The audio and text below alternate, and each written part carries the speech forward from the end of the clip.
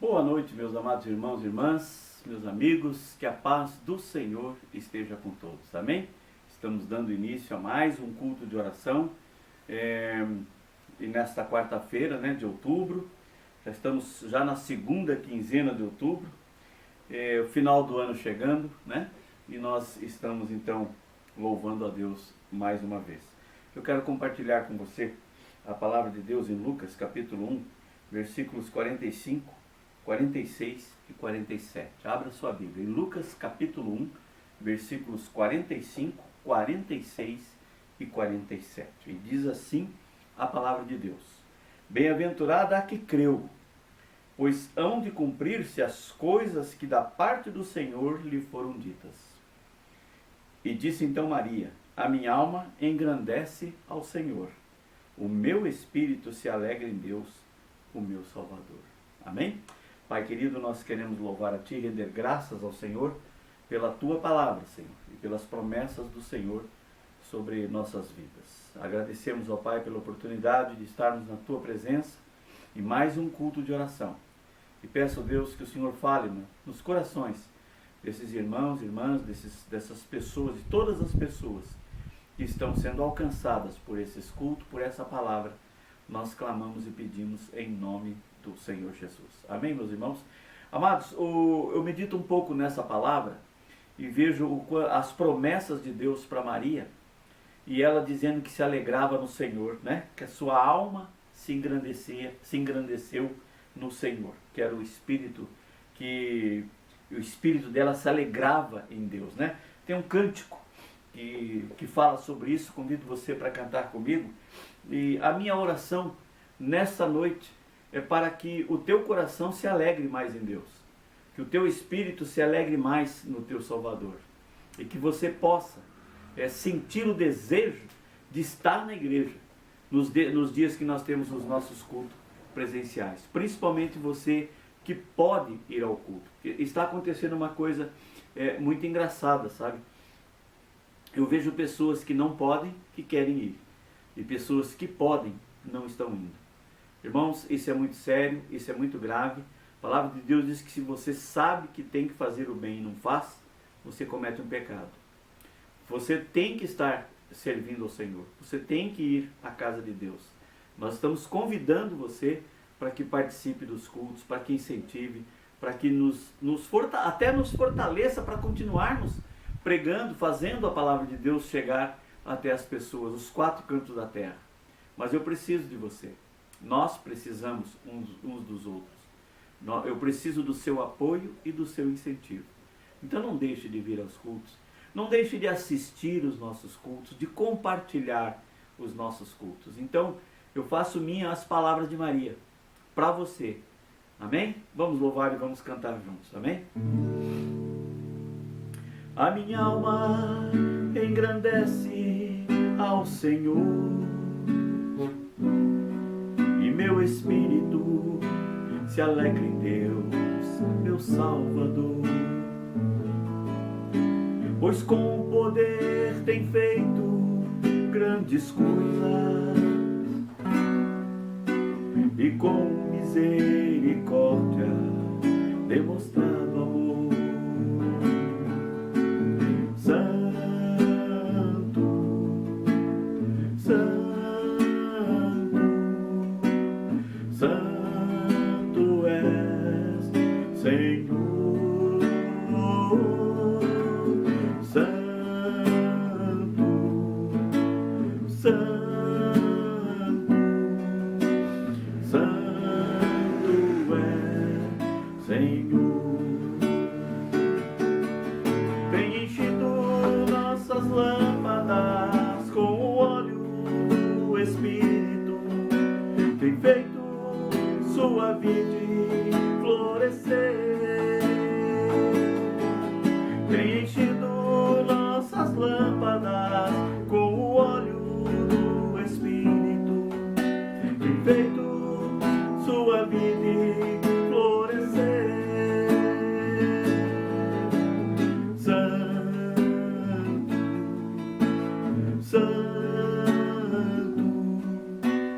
Santo és, Senhor.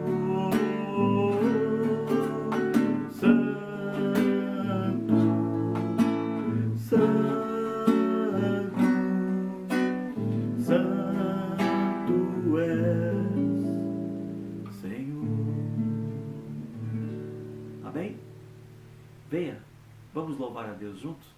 Vamos ouvir agora a palavra com o pastor Roberto. Que Deus abençoe a todos.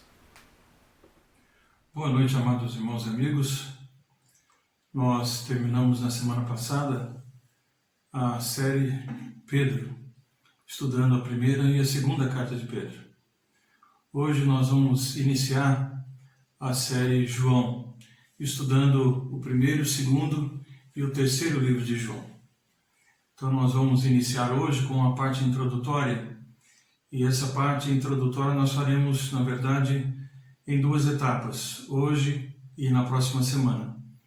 Por que nós vamos fazer isso? Justamente para poder entender todo o pano de fundo que nós temos aqui no livro de João. Entendemos realmente todas as circunstâncias que envolviam o momento, a época em que João está escrevendo essa sua carta. Então isso é muito importante de nós observarmos. Qual era a intenção dele estar escrevendo? Se você escreve uma carta para alguém, alguma intenção você tem. Ou a sua carta pode ser uma carta de amor, a sua carta pode ser um pedido, pode ser alguma urgência que você tem, pode ser tantas situações, né, diferentes, pode ser porque está com saudades de alguém, pode ser porque você quer dar instruções a alguém a respeito de algum assunto. Então, nós vamos observar, de acordo com as circunstâncias que envolviam o tempo de João, o porquê, então, ele escreve essa carta. Então, é importante nós entendermos esse pano de fundo, né? O que estava acontecendo na sua época, para podermos ter uma visão mais ampla a respeito do que o apóstolo João ele está escrevendo, né? E qual é a finalidade, então, dessa sua carta, tá bom? Então, nós vamos fazer isso iniciando hoje essa introdução e continuando ainda nessa introdução na próxima semana, fazendo então em duas etapas, ok? Então isso é muito importante. Em primeiro lugar, nós gostaríamos de começar dizendo que há um consenso quase que unânime, né? Que quem escreveu essa carta realmente foi João. Quando nós olhamos para o texto bíblico, não há menção. João ele já começa descrevendo justamente a vontade de manifestar a presença de Cristo e Cristo como sendo o Verbo encarnado. Ele não fala o seu nome e ele também não diz a quem ele está escrevendo. Então ele já direto começa falando sobre, ou dando as suas instruções e a sua orientação à igreja ou às igrejas ali na Ásia Menor. Depois nós citaremos quais são essas possíveis igrejas. Então, essa autoria de João ela foi confirmada pelos chamados pais da igreja no primeiro e segundo século. Dentre eles, Papias, Orígenes, Eusébio, Irineu, Tertuliano, Clemente de Alexandria, entre outros. Então, esses eram assim chamados, né, porque durante o ministério deles, a igreja e a doutrina da igreja foi consolidada. Tá? Então, no ano 170 da nossa era, houve o reconhecimento da autoria de João, né, aceita pela igreja naquela época, né, pelos pais da igreja naquela época, então, como sendo a autoria de João. Ela foi aceita claramente como um texto canônico, como um texto inspirado e que João, o apóstolo, quem o escreveu. Tá? Quem era esse João que escreveu? Ele era judeu, era um pescador. A palavra de Deus em Mateus 4:21 fala a respeito disso. Ele era irmão de Tiago, né, filho de Zebedeu e de Salomé. Mateus 27:56 e Marcos 15:40 nos trazem essa informação e vocês, esses textos, depois podem avaliar com um tempo mais adequado. Ele era um discípulo essencialmente amado por Jesus. Isso em João capítulo 13, versículo 23, 19, 26 e 21-20 relatam essa questão de ele sendo o discípulo amado de Jesus. Alguns presumem que ele era o mais jovem dentre os discípulos, estando ainda numa fase bem jovem mesmo, né? Bem ainda como um adolescente. E por isso Jesus ele teve um carinho todo especial por ele. Tá? Foi o discípulo mais íntimo de Jesus, né? Estava sempre ao lado de Jesus e foi o discípulo mais íntimo. Ele esteve presente na crucificação do Senhor Jesus, o que mostra que ele estava disposto a correr riscos por Jesus. Enquanto todos se ausentaram, ele também durante um tempo se ausentou, mas na crucificação ele estava presente ali juntamente com algumas mulheres e a mãe de Jesus. Então, como os demais que haviam fugido, né, quando Jesus foi preso, ele também fugiu, mas como dissemos, ele posteriormente voltou e ali permaneceu na crucificação com Jesus. João significa Yahvé, ele é gracioso, tá? E justamente esse era um nome muito comum entre os hebreus, tá? Sendo a forma helenizada, né? O nome João, helenizado porque está falando sobre a questão dos helênicos, dos gregos, e o nome em hebraico seria Jonatas, né? Que nós vemos ali que era o nome do filho de Saul no Velho Testamento.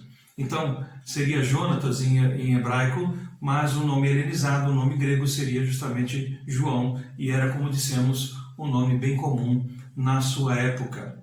Então, após exercer o seu ministério, né, em Jerusalém, João ele foi pastor na igreja em Éfeso, onde ele ali morreu mesmo, morreu entre os anos de 95 e 100 depois de Cristo. Tá? Então, com a sua morte, se encerrou uma era das testemunhas, né, oculares da vida, do ministério, da morte e da ressurreição e também da ascensão de Jesus Cristo. Ele foi o último discípulo, então, a morrer. E então, com ele, morreu todos aqueles que foram testemunhas oculares do ministério de Jesus.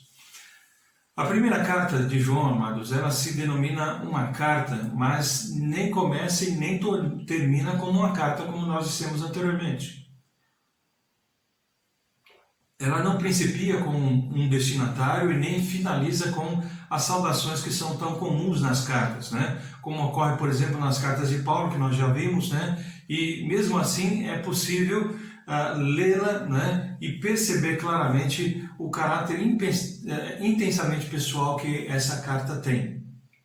Então não há dúvida, né, de que quem a escreveu teve muito em conta uma situação definida em um determinado grupo de pessoas. Então ele tinha uma situação definida, tinha um grupo determinado de pessoas a quem ele está escrevendo. Então tanto a forma como o caráter de 1 João, eles se farão mais claros, né, se nós virmos nela o que alguém chamou de um sermão amoroso e ansioso.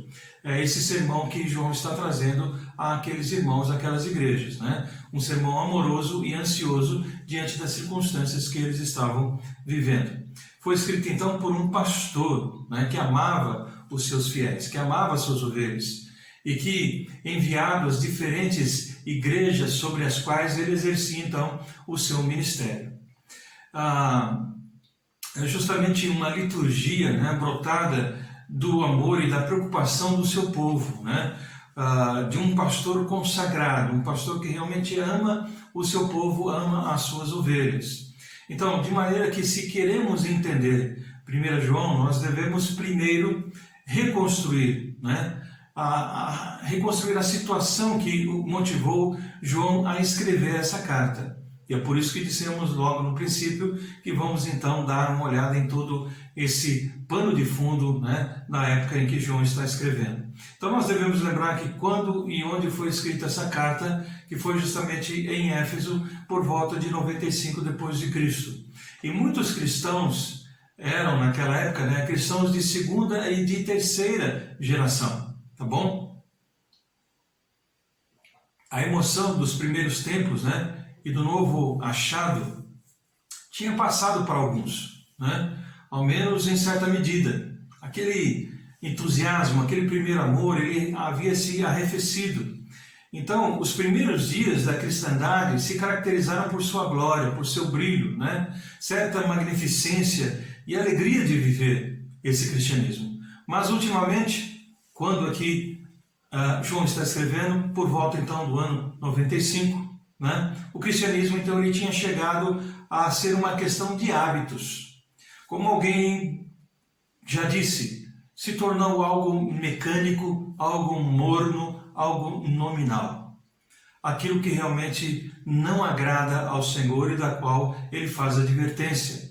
O povo ele se acostumou a essa situação do cristianismo e tinha perdido algo do seu temor. Perdeu aquele temor que tinha ao Senhor e à sua palavra. Foram se acomodando.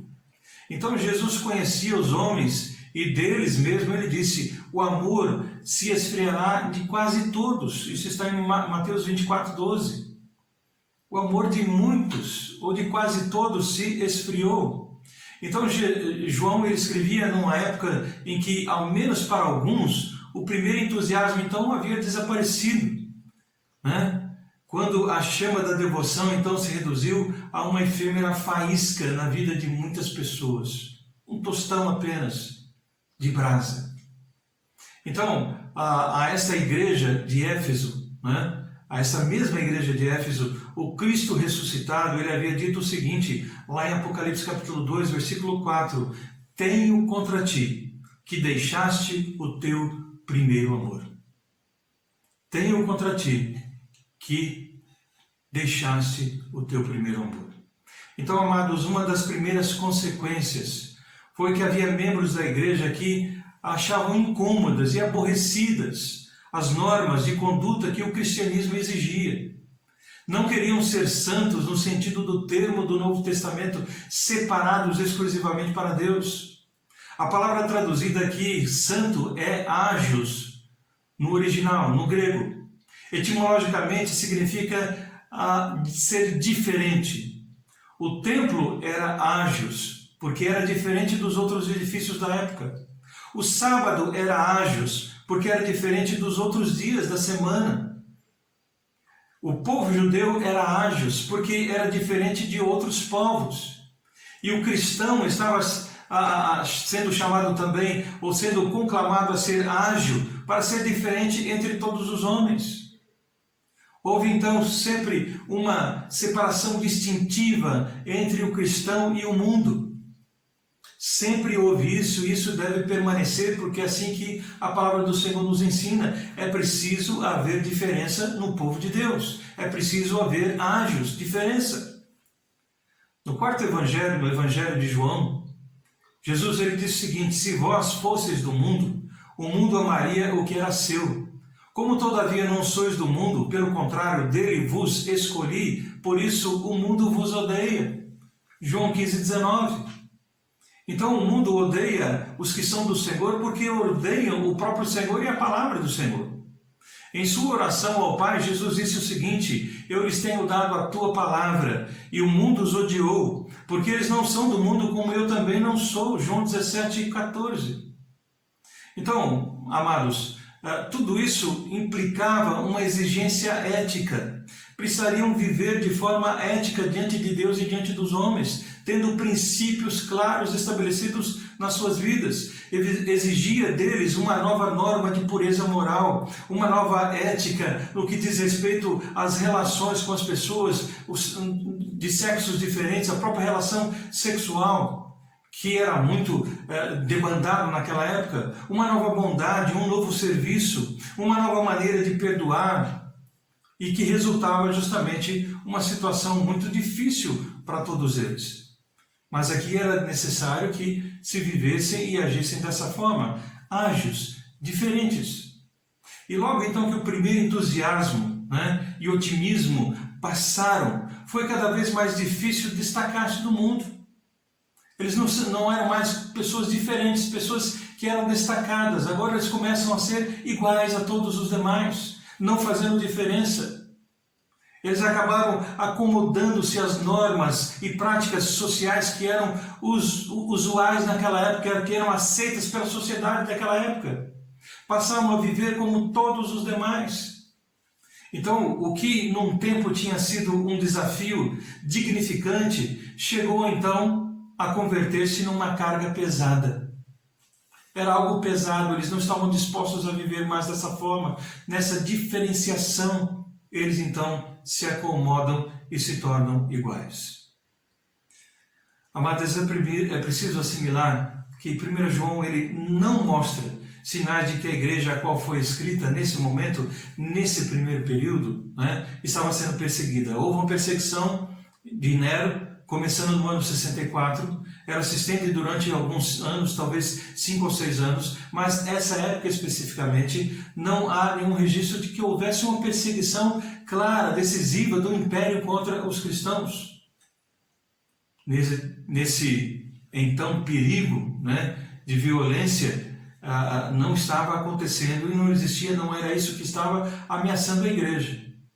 O perigo, como se tem dito e como nós vemos na carta, não era a perseguição, mas era a sedução que surgia dentro da própria igreja. Nós já falamos anteriormente, né? E repito aqui, que a sedução destrói mais do que a perseguição. Durante o tempo que a igreja foi perseguida, a igreja cresceu. Mas durante o tempo que a igreja se acomodou, ela então permitiu as falsas doutrinas, os falsos ensinos, os falsos mestres, então ela acabou se nivelando por baixo e sendo destruída. Então Jesus havia antecipado a respeito disso. Ele já havia dito em Mateus 24:11 o seguinte: levantar-se-ão muitos falsos profetas e enganarão a muitos. Então esse era o perigo do qual Paulo ele advertiu os dirigentes desta mesma igreja de Éfeso, quando ele se despediu deles dizendo o seguinte: eu sei que depois da minha partida, entre vós penetrarão lobos vorazes, que não pouparão o rebanho, e que dentre vós mesmos se levantarão falando coisas pervertidas para arrastar os discípulos atrás deles. Atos 20, 29 e 30. O mal que 1 João procura então combater não procedia de estranhos que queriam destruir a fé cristã, amados, mas sim de homens que pensavam que estavam aperfeiçoando,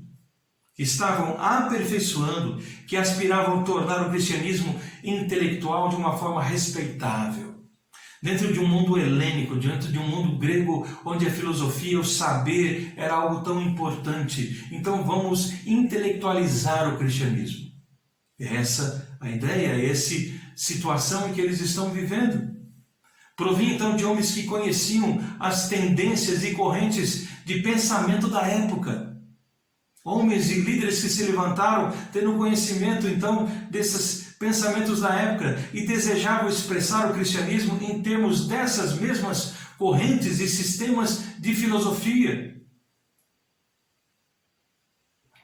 Homens que sentiam que tinham chegado um momento oportuno para que o cristianismo então se estendesse como uma filosofia secular, para poder ser aceito por todos, pela maioria das pessoas. E como um pensamento contemporâneo, um pensamento mais atual, mais moderno. Era essa a situação e era isso que estava acontecendo então. Era esse o quadro, eram essas as circunstâncias pelas quais então João ele precisa escrever essas igrejas. Elas estão então agora se acomodando. E em vez de serem ágeis, serem diferentes, estão se tornando iguais. E isso está levando a igreja a uma derrocada, a destruição nas suas bases. Precisamos entender, e eu começo a falar sobre isso hoje, e na semana que vem nós daremos continuidade, que o mundo grego-romano, ou greco-romano, no final do primeiro século, ele estava em um estado de alvoroço cultural, filosófico e religioso. Havia um alvoroço, havia um movimento muito grande nessas áreas. Um sincretismo religioso, um inclusivismo, foram as palavras de ordem da época. Vamos incluir.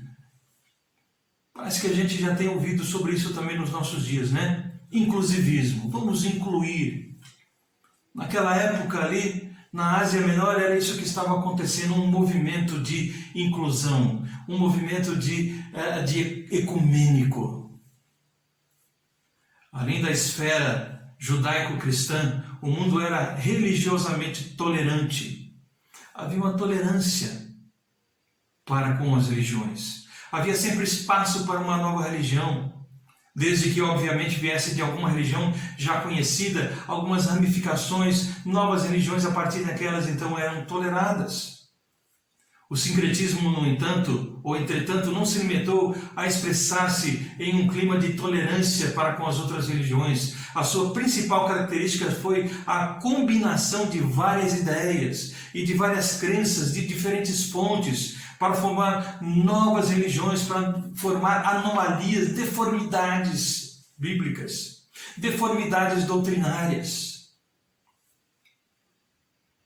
Essa foi, amados, a época das religiões ocultistas se desenvolvendo, chamada da idade do ocultismo, a idade da proliferação de seitas, principalmente do gnosticismo e as suas ramificações, que ao longo do estudo da carta de João nós vamos mencionando a respeito delas. O gnosticismo e as suas ramificações. Começando a falar um pouquinho, só para podermos ter a ideia a respeito do gnosticismo, João se mostrou bastante combativo em relação ao gnosticismo. Essa palavra vem do termo grego gnosis, que significa conhecimento. Então, o gnosticismo ele reivindicava a posse de conhecimentos secretos, que segundo eles os tornavam superiores aos homens comuns que eram desprivilegiados do mesmo. Havia uma elite, uma classe, uma nata, que tinha um conhecimento, que tinha um intelecto maior para poder compreender os segredos que lhes foram revelados. Esse conhecimento é diferente do conhecimento intelectual, acadêmico. Trata-se de um saber, então, intuitivo, adquirido de forma espiritual, através da experiência direta, através de algo sobrenatural. Os gnósticos buscavam então a sua salvação espiritual. Eles buscavam essa salvação. Diferente do que a palavra de Deus nos ensina, que nós recebemos essa salvação de graça não é por aquilo que nós fazemos. Eles achavam que estavam então libertos através do conhecimento, através de experiências diretas, ou seja, sem intermediários, de modo intransferível, de modo secreto, não compartilhável, segundo eles. Não poderia se compartilhar esse conhecimento com ninguém. Isso era apenas para essa classe, para essa elite, para essa nata. Porque o ser humano não pode entender a divindade através de relatos de terceiros.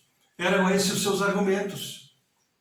Esses segredos foram revelados a nós, que temos a capacidade intelectual para entendê-los. Isso não pode ser repartido e compartilhado com outros. Tanto no Evangelho como na primeira epístola, então, amados, que nós temos de João, ele mostrou o que realmente importa conhecer. A verdade, que é o próprio Cristo, e o amor, que é o próprio Deus. É isso que João nos esclarece, é isso que a palavra de Deus nos mostra claramente. O gnosticismo afirmava que o mal residia na matéria. Portanto, os gnósticos negavam que Deus pudesse se encarnar, porque a carne, porque esse invólucro é mau, é pervertido. Em relação a Cristo, João escreveu: nós ouvimos, vimos, contemplamos, nossas mãos tocaram. Ou seja, o apóstolo estava afirmando insistentemente que o corpo de Cristo era matéria. Mas os gnósticos negavam isso, diziam que isso não era verdade. E João estava escrevendo como um testemunho ocular de tudo isso, porque ele fez isso. Ele ouviu, ele viu, ele tocou, ele sentiu. Então não se tratava de um espírito, de uma aparição, como os gnósticos afirmavam. Isso está no capítulo 2, capítulo 4, aliás, versículo 2 e capítulo 5, versículo 6, na primeira carta de João. João fez questão de afirmar que foi testemunho ocular do evento chamado Jesus. Ele esteve lá. E é sobre isso que ele está falando, combatendo diretamente esses gnósticos. É algo maior e mais extenso essa questão, mas para entendermos esse resumo já nos dá uma ideia, e depois nós vamos abrangendo algumas outras áreas do gnosticismo, algumas outras ramificações, e vamos entender melhor o que significava isso. E qual era o dano que isso trazia para a igreja, qual era o dano que isso trazia para a doutrina cristã, a palavra de Deus. porque essas afirmações tornavam nulo todo o sacrifício de Cristo, a palavra de Cristo, a própria vinda de Cristo. Então João, ele combate veementemente essas afirmações mentirosas. Amados, em nenhum outro lugar as falsas religiões foram mais evidentes do que na província romana da Ásia. Em nenhum outro lugar as falsas religiões foram mais evidentes do que na província romana da Ásia, localizada na Ásia Menor, na região hoje que é a moderna Turquia. Falsas religiões se espalharam por ali de uma forma impressionante. Se infiltraram na igreja, trazendo dessa forma um prejuízo enorme para o nascedouro da igreja. O inimigo tentou de todas as formas destruir a igreja ali logo no primeiro século. Por isso, esses homens de Deus, e agora nós temos aqui o último dos apóstolos, transmitindo a sua palavra a esses irmãos nas igrejas da Ásia, para que eles persistam naquilo que eles ouviram, naquilo que eles aprenderam, para que eles realmente retornem ao primeiro amor e possam buscar veementemente, possam buscar entusiasticamente a palavra de Deus dentro deles e possam viver essa palavra e não se acomodando ao mundo, mas sendo diferentes no mundo em que viviam. É sobre isso que João está dizendo. É dentro desse quadro, dentro dessa situação, dessas circunstâncias, dentro dessa cultura idólatra, de ocultismo, de feitiçaria, que ele está escrevendo, e é nesse contexto que a igreja está inserida. E então ele vem para dar essa palavra de entusiasmo, de ânimo, de advertência a esses irmãos. Vamos parar por aqui hoje, e na próxima semana damos continuidade daqui para frente ainda nessa parte de introdução sobre esse cenário. Ainda temos algumas coisas importantes que eu gostaria de citar para que tenhamos o conhecimento do que acontecia naquela época, onde a igreja estava envolvida, que tipo de cultura eles estavam realmente inseridos, para podermos então ter uma melhor compreensão do porquê João escreve o que escreve.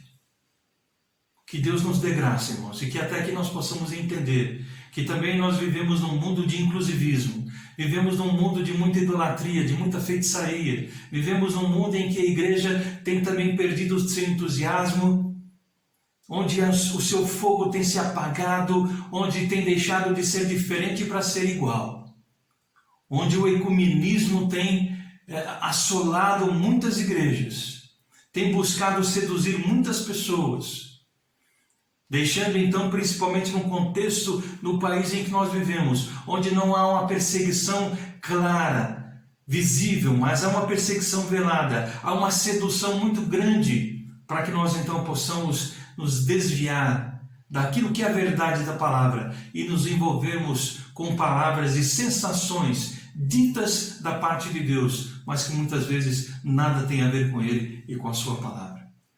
Então isso é muito atual para nós, porque precisamos, como aqueles irmãos, permanecer firmes na fé e orarmos ao Senhor dizendo: Senhor, dai-nos entusiasmo, ajuda-nos a vivermos aquele primeiro amor, quando nós reconhecemos Jesus como Salvador das nossas vidas, quando nós queremos falar para todo mundo de Jesus, nós queremos retomar esse amor, essa dedicação, esse serviço, nós queremos ser diferentes e não iguais ao mundo. Que essa seja a sua, que essa seja a nossa oração. E que possamos trabalhar e nos esforçar para assim vivermos para a glória do Senhor. Amém? Vamos orar. Pai, nós te agradecemos por essa oportunidade de estarmos juntos e de começarmos, ó Deus, a estudar essas cartas de João.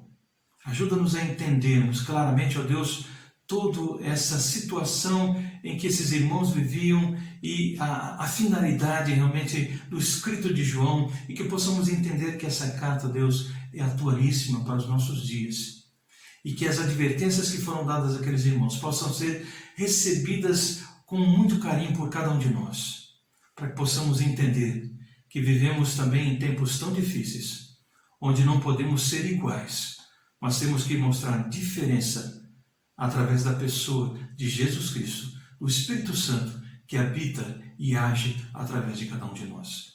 Ajuda-nos, portanto, a sermos, ó Deus, propagadores, proclamadores das verdades da Tua Palavra, com uma vida que condiz com aquilo que nós estamos pregando. Oramos agradecidos em nome de Jesus. Amém. Que Deus nos abençoe, amados, que tenham todos uma boa noite e um bom restante de semana na graça e na paz do Senhor. Deus permitindo, na próxima semana continuaremos essa parte introdutória sobre a série João. Que Deus nos abençoe. Amém, meus irmãos. Que bênção, que palavra gostosa e que bom esses ensinos que chegam até nós, não é? Que Deus abençoe, que você possa realmente estar sendo muito, mas muito edificado com esses estudos que nós temos recebido através do pastor Roberto. Eu convido você para baixar a sua cabeça agora e vamos juntos colocar todas as nossas situações, a nossa vida diante de Deus. Eu sei que Deus já conhece, já sabe das tuas necessidades, das tuas dificuldades, então me acompanhe nessa oração, feche teus olhos aonde você estiver e vamos orar juntos. Pai querido, Pai santo, eu quero nesse momento louvar e agradecer a Ti, porque nós temos a liberdade, Senhor, de poder Te louvar, a liberdade de poder pregar a Tua palavra, a liberdade, Senhor, de carregar uma Bíblia nas mãos, a liberdade, Senhor, de poder falar do Teu santo amor, a liberdade de dizer, ó Pai, o quanto que o Senhor nos ama, a liberdade de poder estampar no nosso peito uma camisa escrito Jesus, a liberdade de podermos carregar um crucifixo, a liberdade, Senhor, que nós temos de nos expressar da maneira que nós queremos, do jeito que queremos, de louvar, de glorificar o Teu santo nome, Deus, enquanto que em muitos lugares isso está sendo proibido, isso está sendo reprimido. Em muitos lugares a Tua palavra está sendo proibida de chegar, ó Deus. Em muitos lugares o Teu nome está sendo proibido de ser proclamado, Senhor. Em muitos lugares as pessoas não têm liberdade para abrir o Evangelho e falar do Teu amor. E nós temos.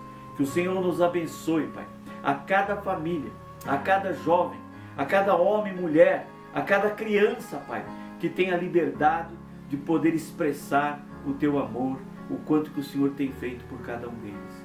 Louvado seja Deus, porque nós vivemos num país que nos dá essa liberdade. Pai, que o Teu coração, que o coração dos nossos irmãos, o coração dessas pessoas possam ser alcançados, ó Pai, por esta palavra, possam ser alcançados pelo Teu Santo Espírito, pela vontade de estarmos juntos louvando e glorificando o Senhor. Deus, nós estamos passando por um momento em que as igrejas, em muitos lugares, estão sendo fechadas, estão sendo proibidas de abrirem suas portas, mas aos poucos nós estamos observando que o povo começa a se mobilizar e já começa a voltar para dentro dos templos, ó Pai. Louvado seja Deus por isso. Que a nossa igreja, Pai, possa ter esse sentimento no coração, para que nós possamos continuar nos unindo, continuar nos reunindo, louvando e glorificando o Teu santo nome, proclamando a palavra do Senhor. Eu agradeço a Ti, ó Pai, por tudo que o Senhor tem feito na minha vida, na vida dos meus irmãos. Coloco diante de Ti, Senhor, a nossa igreja, coloco a igreja de Bolsa Nova, a igreja do pastor Faustino, a igreja, todas as igrejas que estão se comprometidas em levar a Tua palavra, em fazer os nossos cultos, prestarmos o nosso culto ao Senhor. Agradecemos por tudo, Senhor, em nome de Jesus. Eu quero colocar diante do Senhor as pessoas que estão enfermas, que estão com problemas de saúde, principalmente, Deus, pela Ana, filha da Ieda, que teve uma queda, que machucou sua clavícula, mas eu creio que o Senhor está ali cuidando dela, Pai, em nome de Jesus. E tantos outros que nós temos orado aqui nesses dias, temos colocado diante do Senhor, várias pessoas, crianças que estão com problemas de saúde, mas nós continuamos firmes, clamando e crendo que o Senhor em breve nos dará, Senhor, a vitória sobre todas essas situações. Pelos nossos amigos, nossos irmãos que estão passando por problema, com dificuldade financeira, problemas com emprego, falta de emprego, sabe, problema dentro de casa, problema de relacionamento. Deus, nós temos orado e temos clamado e temos a certeza de que o Senhor está indo à frente e cuidando de cada uma dessas famílias. Por isso somos gratos, ó Deus, e por isso nós continuamos firmes, nos reunindo e louvando ao Senhor. Agradeço, Pai, por esse dia, agradeço por essa semana e peço as bênçãos do Senhor sobre todos que nos ouvem nessa noite, durante esse restante de semana, e que domingo possamos juntos, novamente, celebrar um culto agradável ao Senhor. Oramos e agradecemos em nome de Jesus. Amém, meus irmãos? Deus abençoe a todos. Tenham um bom restante de semana e vamos ficar firmes, louvando e glorificando o nome desse Deus maravilhoso. Amém?